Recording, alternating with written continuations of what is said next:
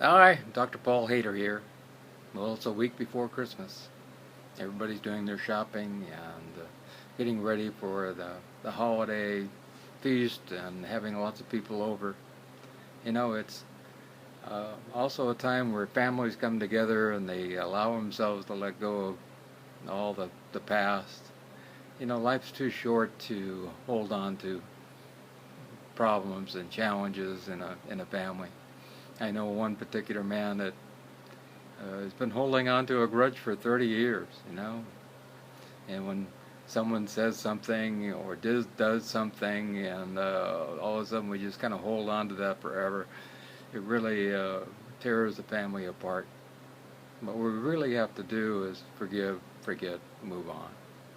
And that's one of the best gifts we could give in a family. There's no doubt about that.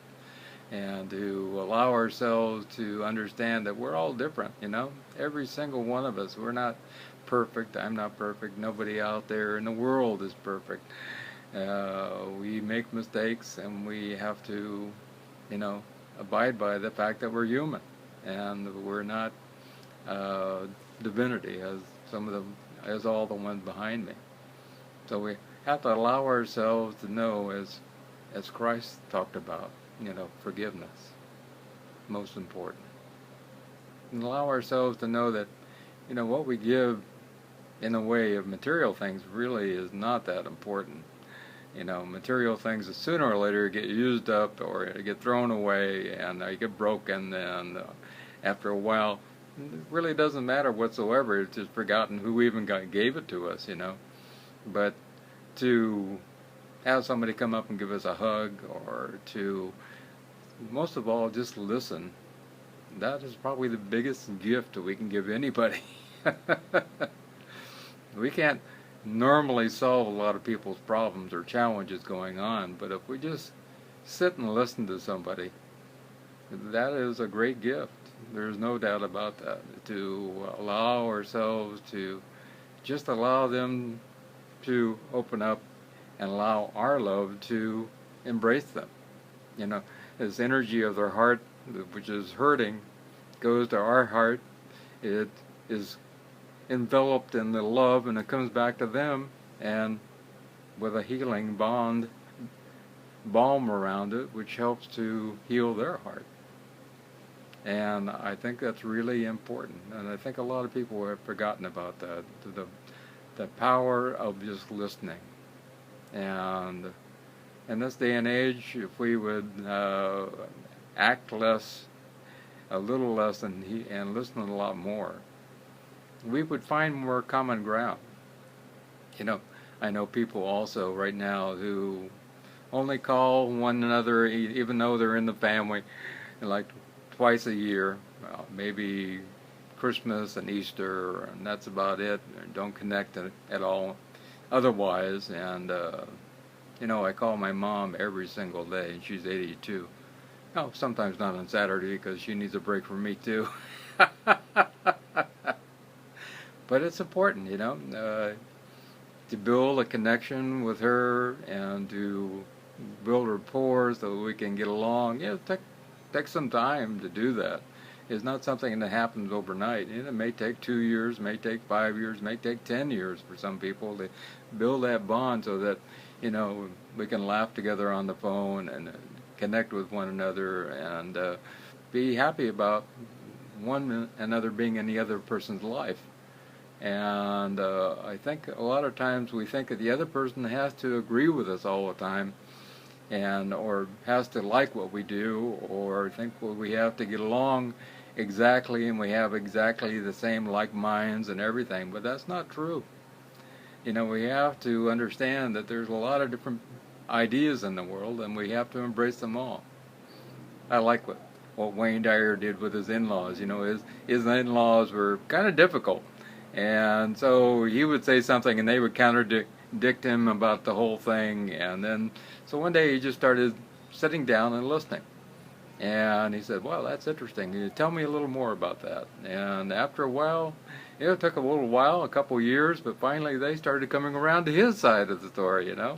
So I think it's really interesting what the power of listening will do for a person. If we just have real faith that, we really are interested in making a difference in that person's life, and we're not going to get upset by what they say. We're just going to be there for them no matter what, and be a sounding board, and be, actually trying to connect with them on a deeper level. And from there, we can make a difference in a person's life. We're not always going to get, 100% agreement with anybody. I'm have my limitations. I am human, and everybody else on this planet is human, and we all make mistakes. It's all about just forgiving, forgetting, moving on. To have a family torn apart for, 30, 40, 50 years, that's, it's really hard. We really need to bring families together. First of all, we have to bring our families together with love, which is our biggest gift we can give anybody.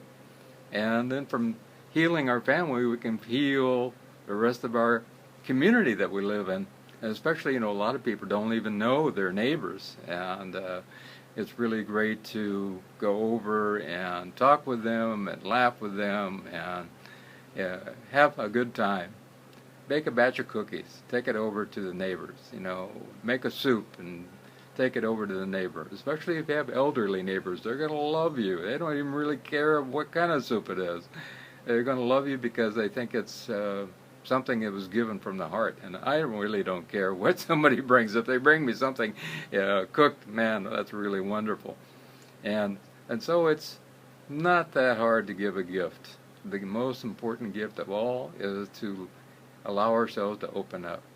Then we open our heart, we in essence allow the other person to the possibility of opening their heart, and eventually their heart will open because they know they feel safe. How many of us feel safe right away with somebody? Well, I have to say, a lot of people yes, but not some people no. But if we give them time and we allow ourselves the freedom of understanding that they're there for us, we call them on a regular basis, more than just, once on the holidays. We call maybe once a week and check on them. Just checking on somebody and saying, how are you feeling? Are you doing okay?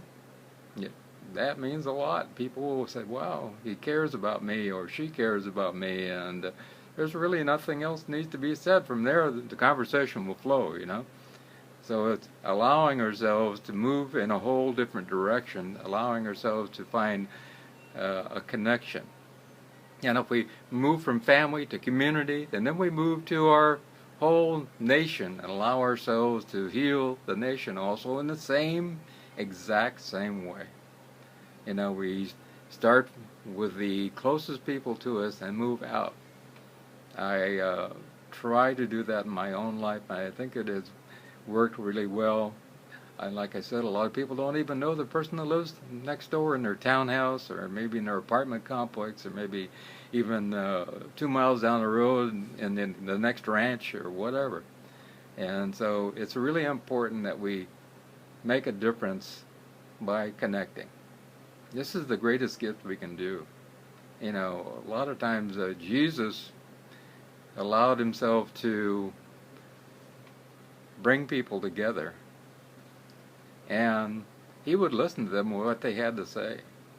He just didn't go acting all the time. He was a very active listener, and he had a lot to say also, but the listening part is extremely important, and the more we listen, the more we become connected to the other person. They can see their side of the story also. It doesn't mean we have to agree with it, but if we can just listen, we can heal a lot of the ills in the world.